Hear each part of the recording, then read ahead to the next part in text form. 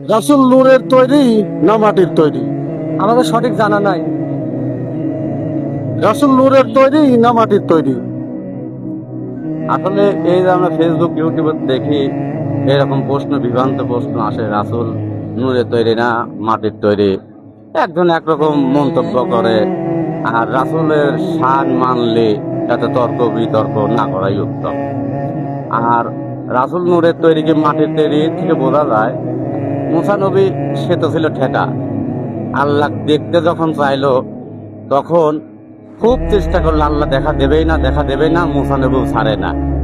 তখন এক প্রকার আল্লাহ পাক ৭০,০০০ পর্দা থেকে নূরের এক তাজাল্লি, এক ঝলক ফেলাইছিলে। মুসা নবী সহ্য করতে পারতেছিলেন না, বেহুশ হয়ে গেছিলেন।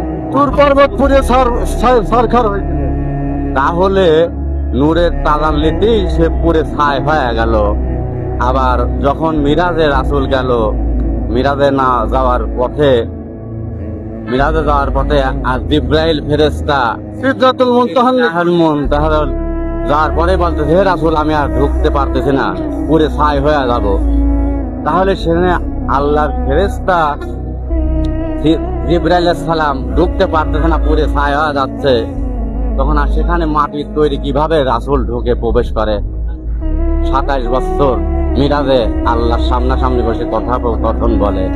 এর থেকে বোঝা যায় রাসূল নূরের তৈরি, মাটির তৈরি না। আর এই সব আজেবাজে প্রশ্ন ফেসবুক ইউটিউবে না ছাড়াই উত্তম। আর রাসূলের শান মানলে তাকে ছোট করা কখনোই ঠিক না। ঠিক আছে, ওকে।